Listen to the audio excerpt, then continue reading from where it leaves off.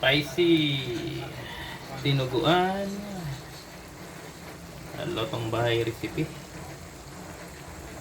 Wow.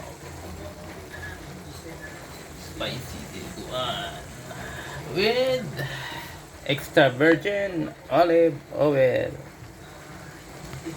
Yan yung ginamit nating mantika panggisa. Wow. Sarap nito.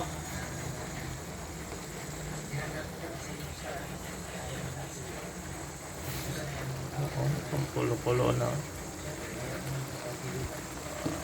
Sarap to, may sabaw-sabaw kunti. Ayan. Nagmamantika na siya. Pwede na natin i-off to.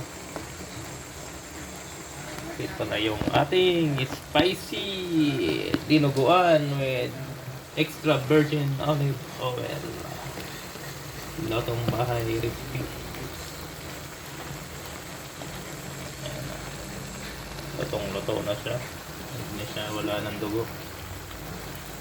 Hindi na pula yung dugo. Ano? Yan yung lutong-luto na dinuguan. Hindi na siya mapula. Lutong-luto na.